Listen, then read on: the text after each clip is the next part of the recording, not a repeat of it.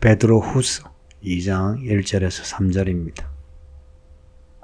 성경은 하나님의 감동으로 기록된 책입니다. 비록 사람이 기록했지만 그 사람이 하나님의 감동으로 성경을 기록했어요.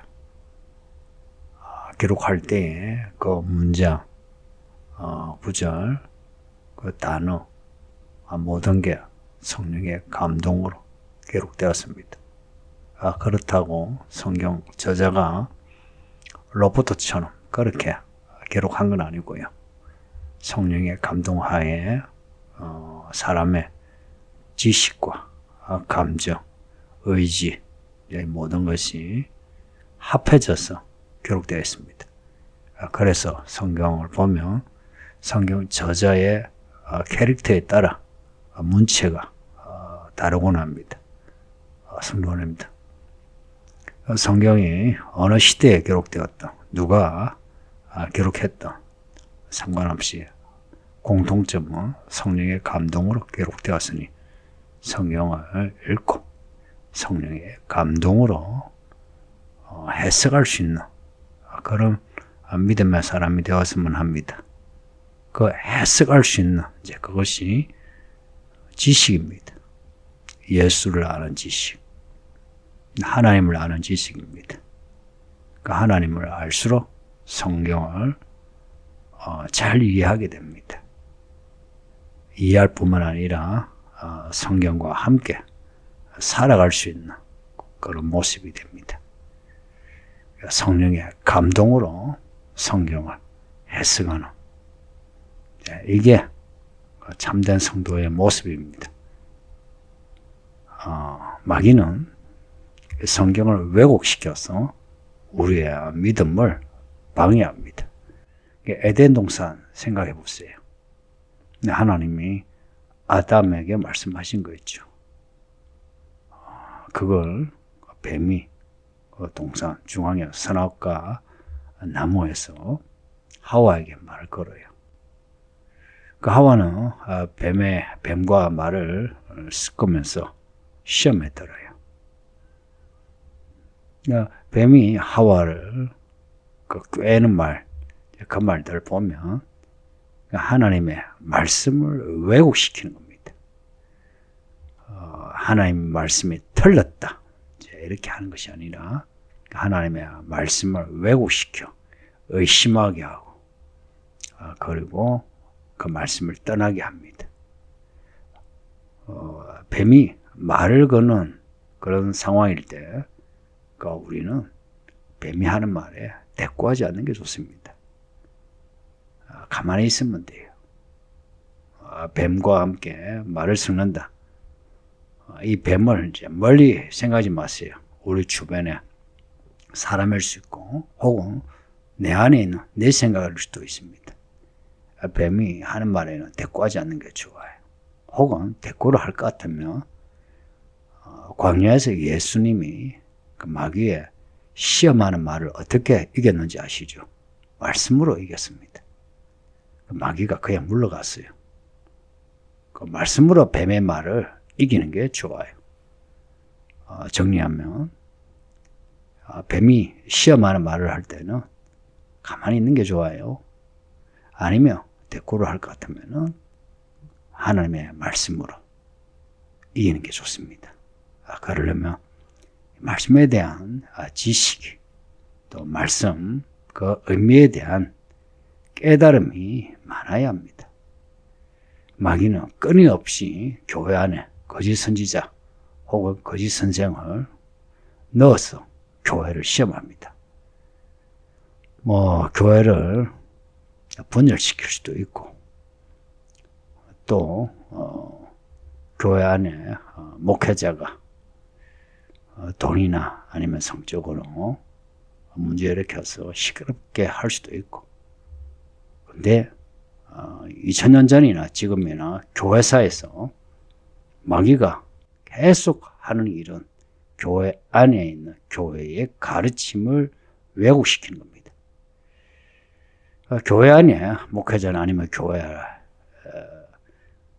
묵은 성도가 문제 일으키는 것은 개인적인 일탈에 불과해요. 그런데 교회 안에 왜곡된 가르침은 교회 전체를 더럽혀요. 부정하다 하죠. 이 말씀을 왜곡시키면 무슨 죄든지 행할 수 있거든요. 하나님을 떠나는 죄, 그리고 하나님을 대적하는 죄, 이걸 짓게 됩니다. 요한계시록에 나오는 발람, 니골라, 이세벨, 유대인의 모임, 이런 사람들, 말씀을 왜곡시켜서 교회를 시험에 빠지게 하는 사람들이에요. 성경을 읽긴 읽는데 그 성경 해석을 잘못하면 믿음을 잃을 수 있습니다. 살아서는 영혼을 잃어요. 그리고 죽어서는 둘째 사망, 지옥에 가는 심판을 받습니다. 이걸 멸망이라 해요. 멸망. 1절에 있는 멸망케 하는 이단. 그 이단의 말을 들으면 우리 인생이 멸망하고 우리 영혼이 멸망합니다. 그 이단이란 말은 끝이 다르다는 말인데요. 끝이 달라요. 처음에 비슷해요. 그 이단들 보면 처음에는 우리와 비슷한 말을 해요. 근데 그 끝이 다르다. 그래서 이단을 분별하려면 그 말의 끝을 봐야 합니다. 혹은 행동의 끝을 잘 봐야 합니다. 그 끝은 항상 말씀을 왜곡시키면서 예수님을 부인합니다. 그렇다고 대놓고 예수 안 믿어, 예수는 아무것도 아니야, 그런 말을 하질 않아요. 계속 예수를 그리스도, 왕, 메시아, 하나님의 아들이라고 이야기할 수 있습니다. 근데 예수를 믿는다고 하면서 예수를 부정하게 하는 아주 교묘한 전략을 써요. 대부분 이들이 쓰는 전략은 예수님을 믿는다 하면서 예수님보다 다른 것을 더 추종하게 합니다. 교주 같은 사람을 더 추종하게 하고, 혹은 세상의 문화 혹은 지식, 혹은 특정 가르침을 쫓아가게 합니다. 조심해야죠. 2절에서 이들이 호색하는 것을 따르고 진리를 비방한다 합니다. 호색이란 방탕인데요. 이 말씀을 혹은 말씀의 그 하나님을 왜곡시켜 그 하나님을 비껴가면 혹은 떠나가게 되면 무슨 죄든지 겁내지 않고 행하게 됩니다. 그러니까 이들은 호색한다는 거예요. 호색은 방탕한 겁니다. 방탕. 주로 성적으로 방탕한 모습을 말하기도 하는데 그거 아니라도 좀 의미를 넓게 해서 그 삶이 규모 있지 않고 절제하지 않고 자기 욕구와 욕망대로 살아가는 이 방탕. 그 방탕하게 생활하면서 그러면서 성경을 비방합니다. 교묘한 거는 예수를 믿는다고 하고 성경을 믿는다고 하고 하면서 교회를 비방하고 성경을 비방합니다. 사이비 이단은 다 그래요. 만약 이런 사람이 교회 안에 많아지면 교회는 세상으로부터 더 많은 비방을 받습니다. 왜냐, 이들은 믿는 사람의 그 모습을 가지고 있지 않아요. 그 모양은 가지고 있는데 내용이 없어요. 그래서 이들은 교회 안에서, 교회 밖에서 사람들을 힘들게 합니다. 실망시켜요. 그래서 교회 밖에서는 아니 저런 사람이 교회 다니나 하는 그 말을 듣게 되고요. 교회 안에서는 저 사람이 하는 말이 성경하고 맞는지 안 맞는지 참 헷갈리네, 이런 소리를 들어요. 믿는 사람하고 믿지 않는 사람, 그 차이를 아셔야 합니다. 믿는 사람은 거짓말하지 않고 자기 이익을 취하지 않아요. 믿지 않는 사람은 상황에 따라 거짓말하고 결국 자기 이익을 취합니다. 3절에 나오는 탐심 혹은 2절에 나오는 호색과 같은 이 단어는 같은 말인데요. 겉으로는 고상한 척을 해도 속은 더러운 욕심으로 가득하다는 겁니다. 가끔 이 사이비 이단들이 교회 안에 이제 들어오긴 해요. 와서는 이제 처음에 아주 열심히 하고 사람들에게 친절하고 뭐 돈도 아끼지 않고 쓰고 그래서 좋은 소리를 듣는데 결국은 이제 시간에 가면 이제 갈수록 본심이 다 드러납니다. 그러니까 끝이 달라요. 근데 이런 사람은 2000년 전부터 계속 있어 왔어요. 지금도 있어요. 우리 서울기능교회는 어떤 것 같아요? 그렇다고 우리가 다 알곡이다, 뭐 양이다 이렇게 자뻑을 가지지 않는 게 좋아요. 왜냐? 우리는 다 가라지로부터 시작했어요. 다 죄인이에요. 이런 우리를 이렇게 구원하시오. 이렇게 말씀을 듣게 하시니 우리 자신에 대해서 좀 겸손해야 되겠죠. 그리고 이런 성경을 왜곡시키는 사람들 사실은 우리 자신도 그렇게 될 수 있어요.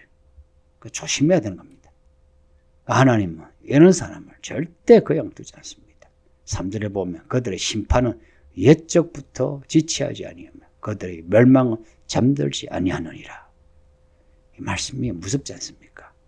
하나님이 이들을 심판하는데 작정하셨고 늦추지 않고 반드시 속히 심판하신다는 겁니다. 이거 요한계시록 보면 내가 속히 오리라. 그 말씀하고 같이 이렇게 여겨지지 않습니까? 그들의 멸망은 잠들지 않으니라.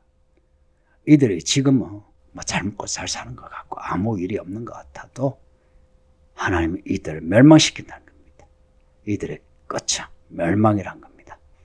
성도님들, 오늘 이 말씀을 귀담아 들으면서 우리 안에 있는 거짓 선지자, 거짓 선생들을 분별할 수 있는 지식이 있는 예수 그리스도를 아는 성도들 되시고 교회에 이런 사람들이 발을 내딛지 못하도록 이 교회가 진리로 촘촘하게 그렇게 건축되어 갑시다.